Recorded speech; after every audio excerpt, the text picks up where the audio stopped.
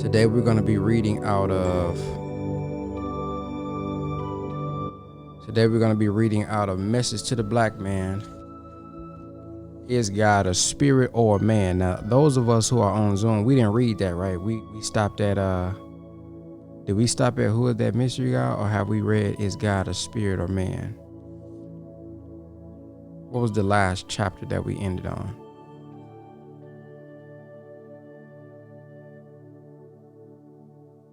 Anybody remember?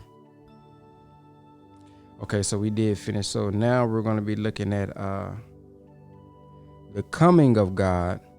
Is he a spirit or man? Is he a man or a spirit? The coming of God, is he a man or a spirit?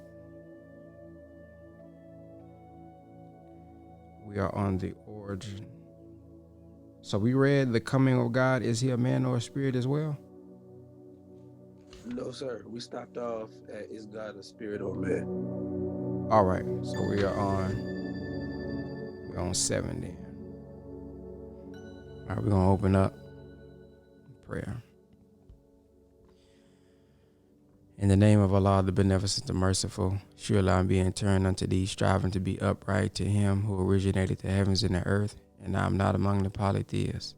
Surely my prayer, my sacrifice, my life, and my death are all for Allah, the Lord of the worlds.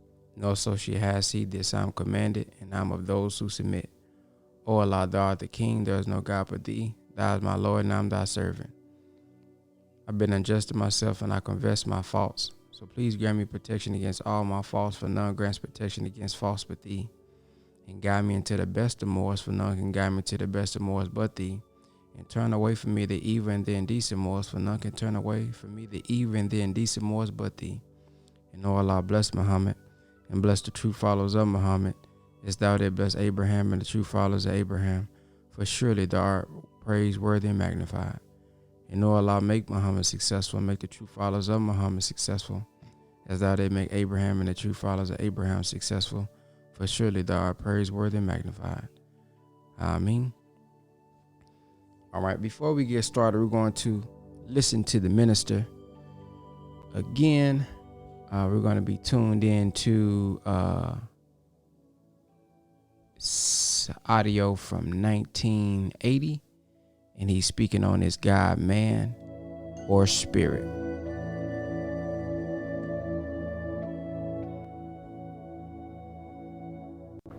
Do we live in a material world, or do we live in a spirit world? The Honorable Elijah Muhammad, in my judgment, was trying to get us to see this. Spirit represents, if you break the word down, the energy of life. The spirit is always here, but spirit is not independent of matter.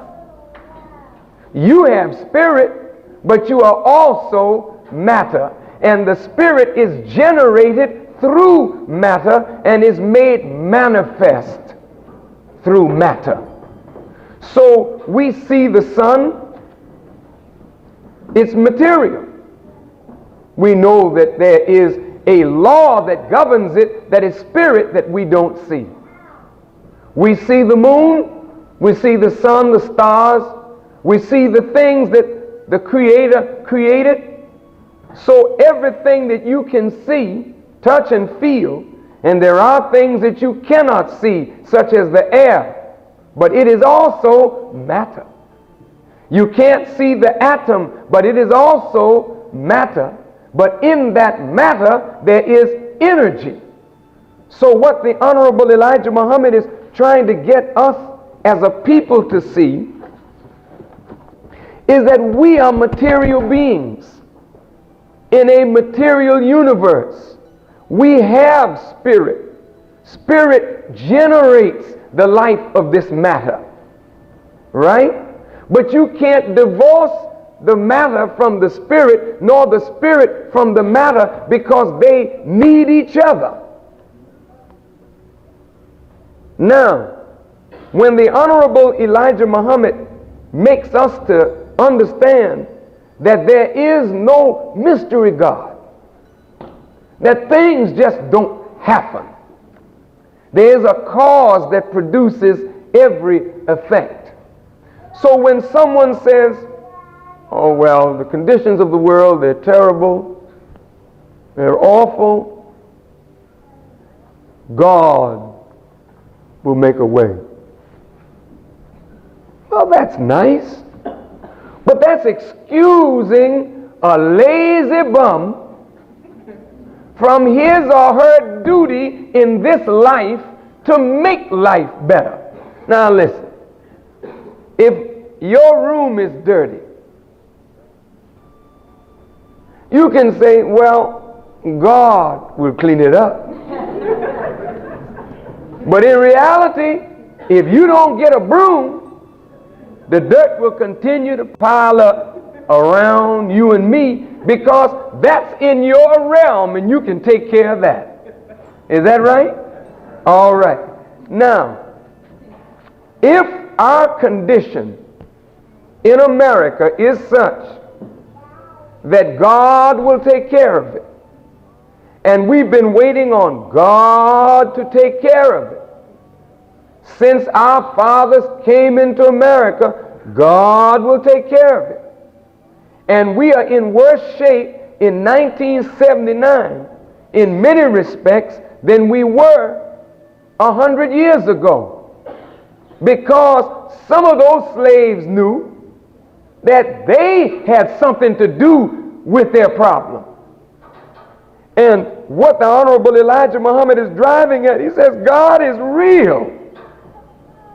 There's a realm that he functions on that you can't function on, because we don't know what he knows. But he's taking care of his work in his realm, but you got a realm that you can function in, and that you should not leave to no mystery God. For instance, you can get up and make a job for yourself.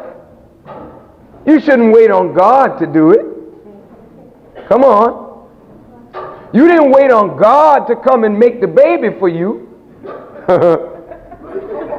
You understood that there was something on this realm that you had to take care of, and you enjoyed taking care of your business.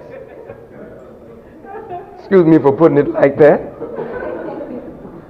But that's the same kind of joy we should have on our own realm of moving the obstacles that we can move that stand in the way of our progress as a people. God, as the Quran teaches us, my brother, it says he will never change the condition of a people until they change it themselves. Now, what does that mean? God will help you. All the tools are out here for you to use, but if you don't get up, use your brain, use your hands, go get knowledge, unite with your brother who is oppressed like yourself, and then figure out a plan of action and then deal according to that plan of action, we'll be here another 100 years waiting on God to do for us what the Honorable Elijah Muhammad says we can do for ourselves.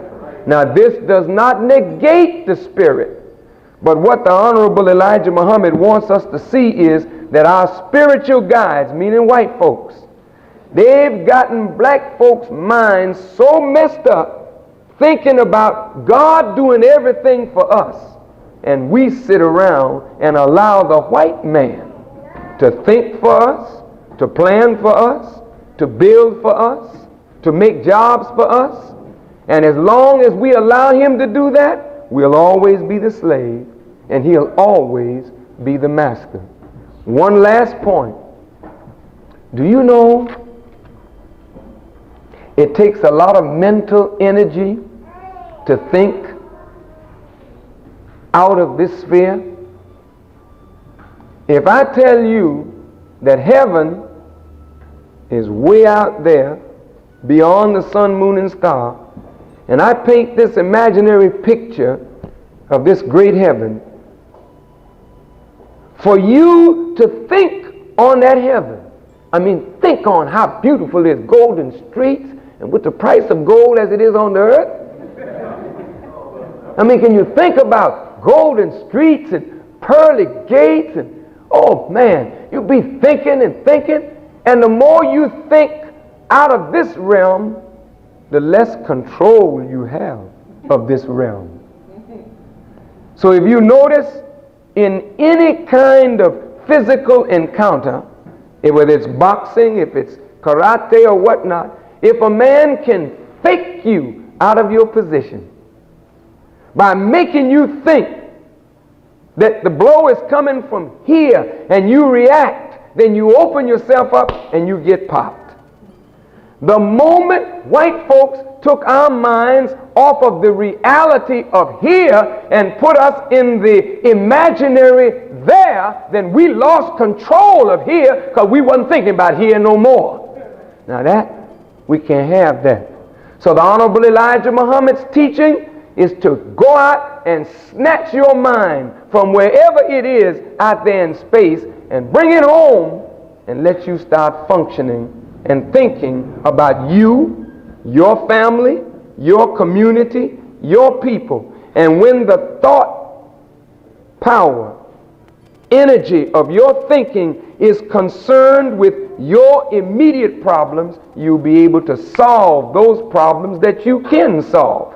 And then leave to God those things that only He can solve. But not all things, just the things that you can't handle. All right. Brother Cam, were you reading this morning? Or I can. all right.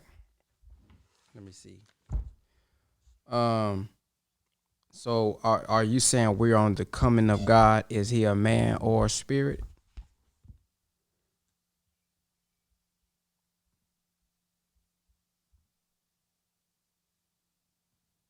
Is that where we at? Yes, sir. All right. Page 7. Page Peace. 7. All right. So you can go ahead and hold on, let me get this right.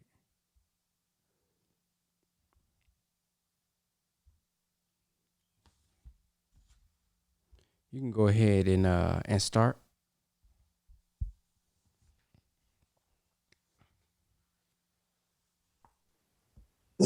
Page 7. The coming of God. Is He a man or a spirit? According to the dictionary of the Bible, T-man, a son of Esau by Adah, Genesis 36:11, 15, and 42, and in 1 Chronicles 1:36. Now, if Habakkuk saw God come, or coming from the sons of Esau, Eliphaz, then God must be a man and not a spook. If Habakkuk's chapter 3, verse 3 prophecy refers to some country, town, or city, if there be any truth at all in this prophecy, then we can say that this prophet saw God as a material being belonging to the human family of the earth and not to a spirit ghost.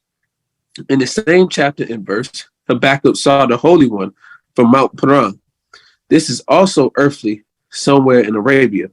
Here, the Bible makes a difference between God and another person who is called the Holy One. Which one should we take for our God? One is called God, while another one is called Holy One. The Holy One, His glory covered the heavens, and the earth was full of His praise. It has been a long time since the earth was full of praise for a Holy One. Even to this hour, the people do not care for holy people and will persecute and kill the Holy One if God does not intervene. In the 4th verse of the above chapter, it says, He had horns coming out of His hands, and there was the hiding of His power.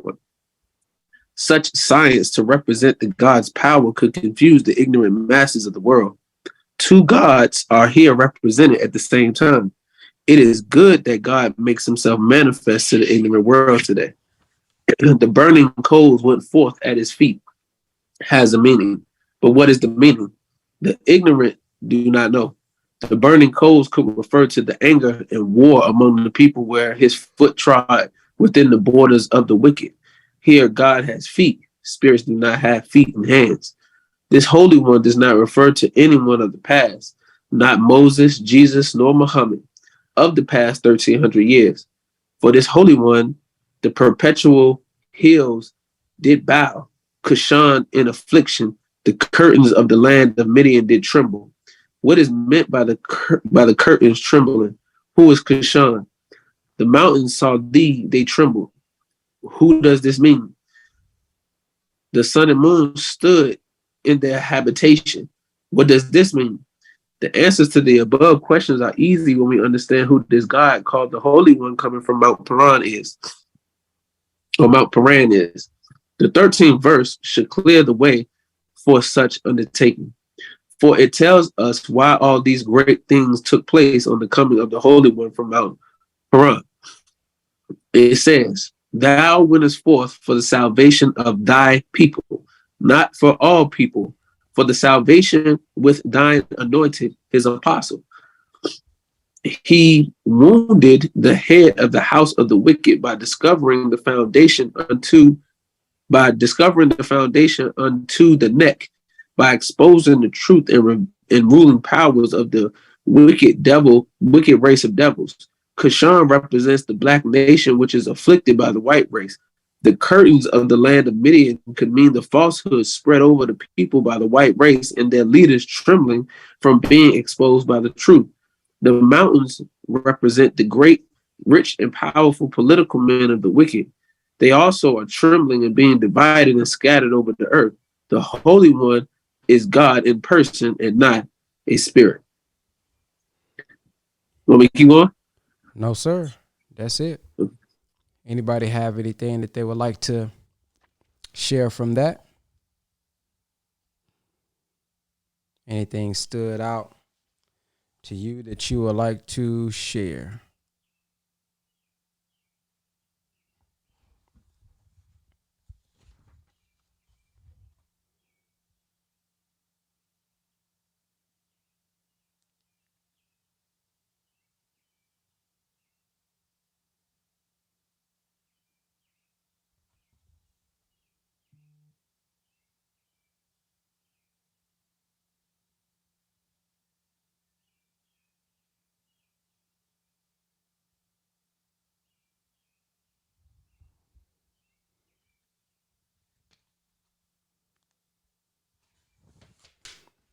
You can press the number 1 on the Zoom if you have anything that you would like to share.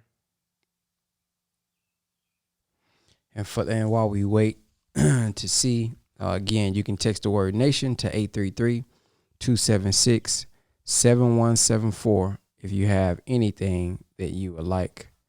I'm sorry, if you would like to join us on the Zoom. Well, I guess if you have something that you would like to share, you could tune in the morning and share there. Brother Cam? Yes, sir. So I would just like to share, it's if you read the Bible, it's actually clear in its description of who and what God is in several different chapters and verses throughout the Bible, especially in the Old Testament. Here, in Message to the Black Man, the Most Honorable Elijah Muhammad gives us biblical references to go back and read so that we can also get that description as well. So it just makes it clear on one hand, but then it also makes me think about how we were so confused and how the enemy was able to confuse us by denying us the ability to read. So if we go back and study slavery, one of the foundational principles in slavery was to make sure that the slave would remain illiterate. And in the slave remaining illiterate, we was not able to read the Bible. So we had to go to church and listen to what was said of the Bible by the preachers who were, quote unquote, selected or anointed by our white slave masters. And in their reading us the Bible gave us a misinterpretation of who and what God is.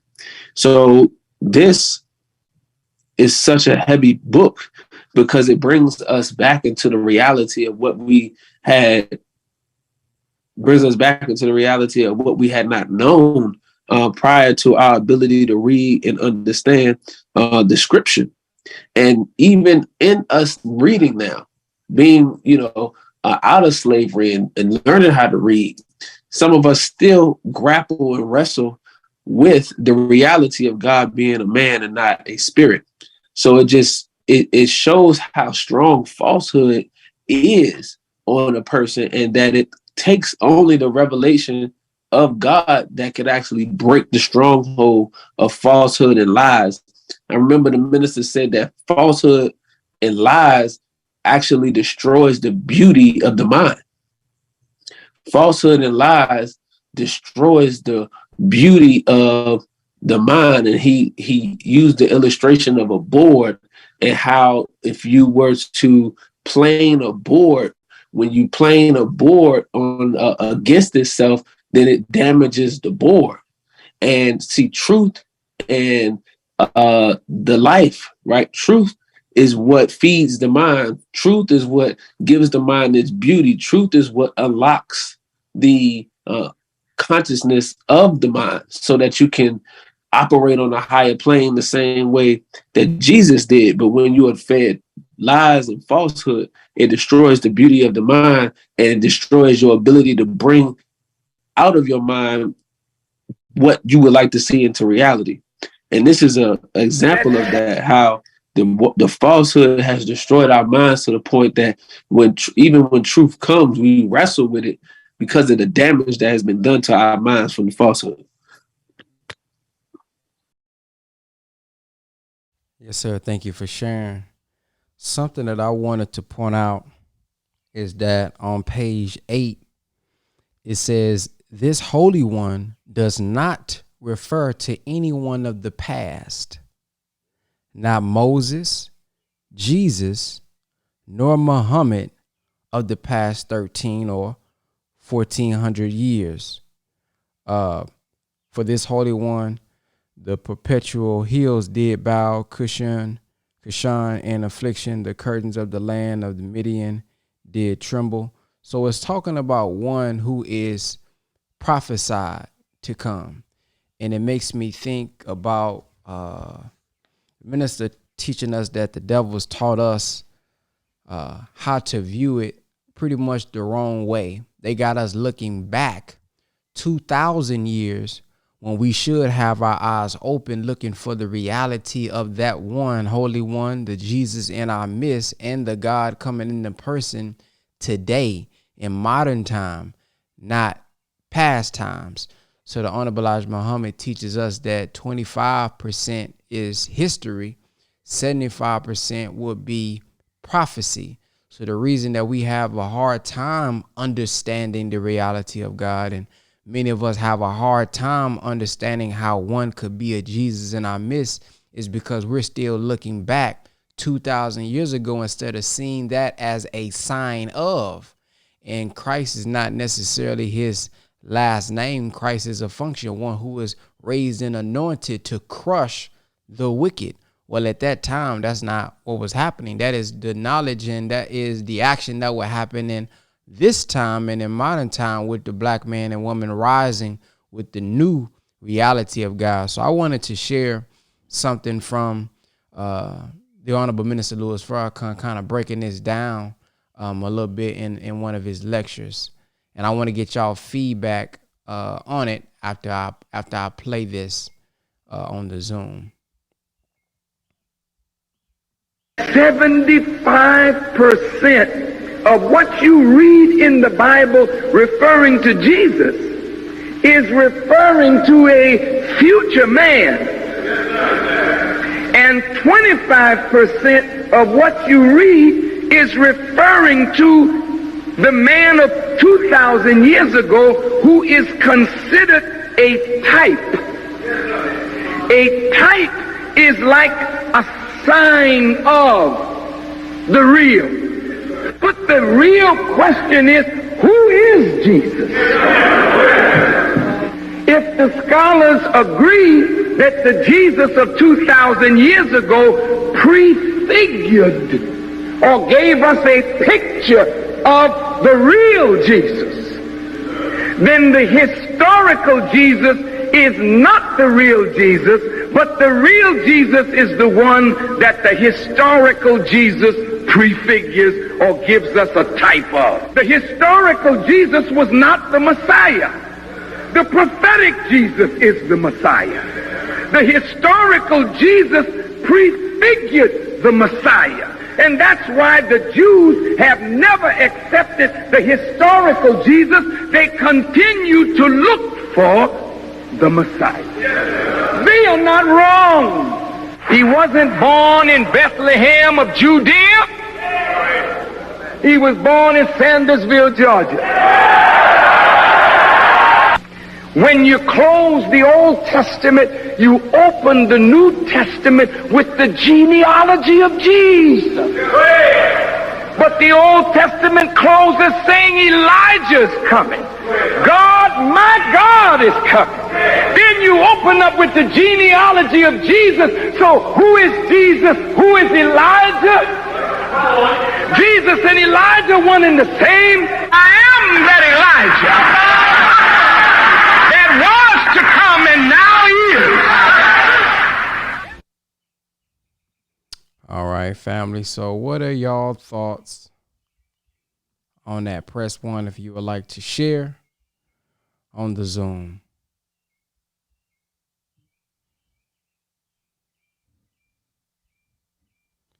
We got Ant Will. Go ahead and you can share.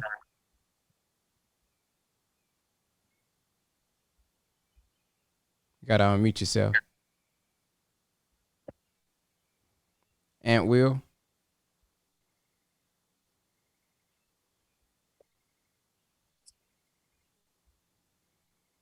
All right, Sister Brianna. Assalamu alaikum. I think that section and portion is very important, especially for our Christian family, because if you only see the entire Bible in past tense, then you aren't even looking or cognitive to know what is to come. So I think that that's very, very, very imperative to know. And yeah, now I'm just thinking of other ways and examples to prove, I guess, what studying, I go through studying. So yeah, really important. Yes, ma'am. Anybody else?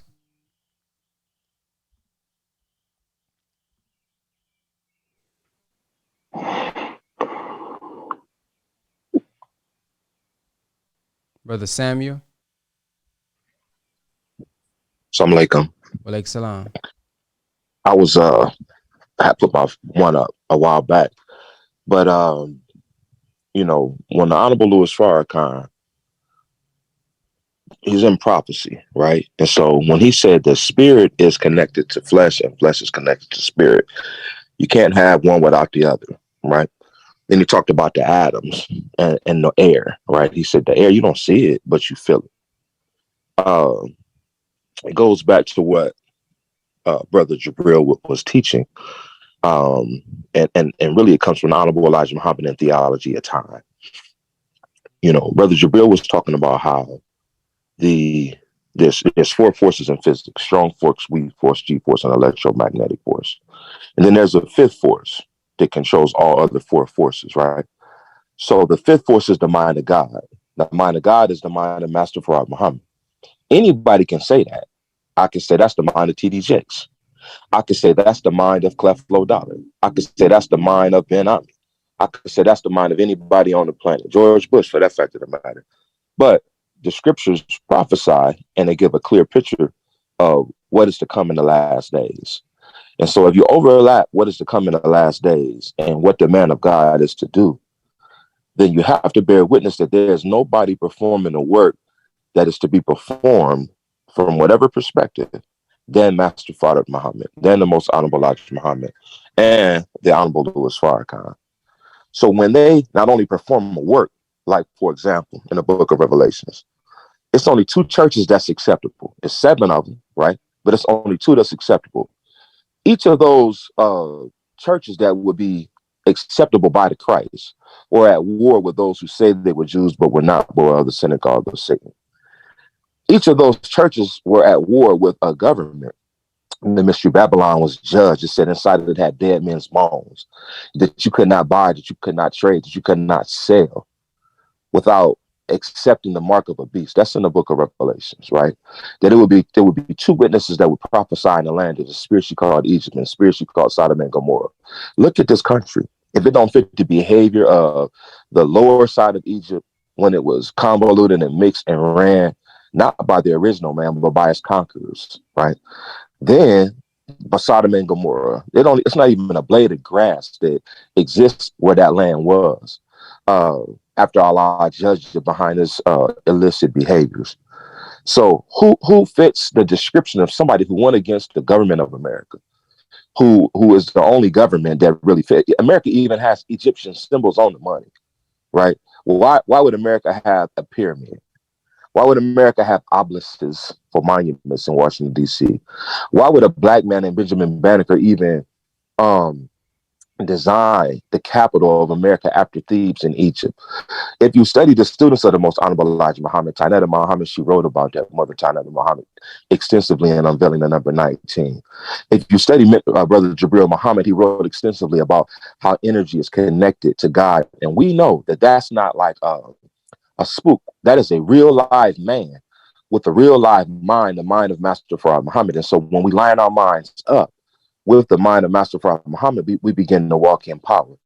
And we had that very clear consciousness that Minister Farrakhan talked about in the lecture that you played at the beginning. We are able to solve our problems in our vein, in our lane. He said, right now, there are things that the God is handling, and there are things that we can handle.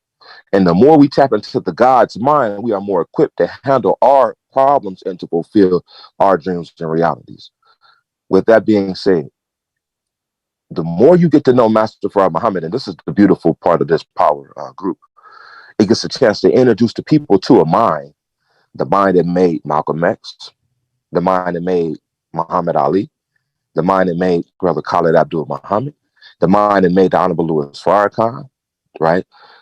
So when you look at the array of students from the most honorable Elijah Muhammad in America that have affected the consciousness and then the movements that came from his mind, the Black Panther Party, Constitution was directly derived from the 12-point program, the Muslim program, right? Not only did that, but then you had the groups that outshoot from that, the Brown Panthers and the Weathermen. There are so many movements that came out of the mind of Master Farad Muhammad. And they even say you got to buy pork to other white meat, because we talked about pork so bad in this society that, people quit buying it, right? And then a whole health food market that came out of How to Eat to Live. They won't ever give it credit for that, but you have a whole $1 trillion industry, multi-billion-dollar industry that did not exist in America before the Honorable Elijah Muhammad began his teachings on health. And if you look at the occurrence of these type of teachings, they grew as the Nation of Islam grew. So this is not a small movement. It's not a corner store movement. It's not a movement that's not having effect. We're having effects in ways that we can't even calculate. And I'm going to stop right here. Minister Farrakhan said when he made his World Friendship Tour, the most honorable Elijah Muhammad and Master Farad Muhammad went before him and made friends with him all over the world. He said he had people. And what is a friend? A friend is somebody who identifies with your mind, who you have a similar thought process.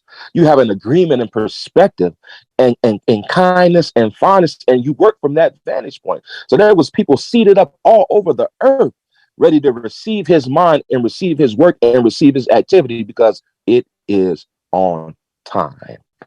So I'm very grateful for the call, and I wanted to help give us some perspective on the magnificence and the majesty of Master Farad Muhammad's mind and work, and how even on a scientific level, the basics of science, and that little piece on science that Brother Jabril dropped, that's from that Dr. Stephen Hawkins. He's a paraplegic, and he's a leading mind in quantum physics and unified field theory. And you can even teach that in public school today, in Ohio at least. With that being said, if that person, that paraplegic can have a shade and a reflection from one of the vital principles of the mind of Master Prophet Muhammad, and that become the leading perspective in science. The basis of all things is atoms. So if this man broke down the basis of all being God's mind, and it's the unifying mind that allows all atoms to move, all power in physics to move, man, that's incredible. And they didn't understand the atom until the most honorable Elijah Muhammad left them drawings of the atom when they arrested him during World War II. You know what I mean? He left it on purpose to usher this society into a new level of atomic understanding, right? And so the wheels go to these nuclear bases, and they oftentimes to turn them off. We in control of all of this. Don't see ourselves as inconsequential. See yourself as big. See your mind as big, but only in the context of us being big with Master Farad Muhammad. Assalamu alaikum. Woo!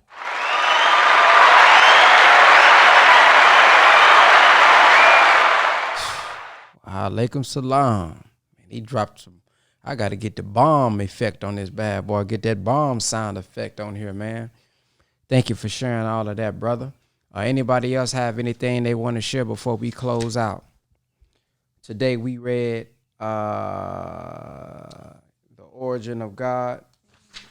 Nope. We read The Coming of God. Is he a man or spirit? And tomorrow morning, God willing, we'll be reading The Origin of God as a spirit and not a man. Someone asked about my Cash App earlier on the Zoom. I do want to give this disclaimer. There are going to be many people that inbox y'all on Facebook, that inbox y'all on Instagram. They doing it on Twitter. They got over 100 fake pages of me on TikTok. They're doing it on Telegram, and they may even be on WhatsApp somewhere that I may not even know. I do not inbox anybody about buying crypto. I don't inbox anybody about trading. I really don't inbox nobody at all, really. I don't have time to be inboxing hundreds of people per day. I don't have that type of time. So it's not me. I encourage you all to always double check the username, okay? Especially on Instagram. On Facebook, they can put Brother Ben X as their name, so y'all just got to know that it's not me and kind of, be careful. Go look at the page at least before. I'm not going to tell anybody on Facebook, inbox me. A lot of them are going to comment under the post and say, inbox me.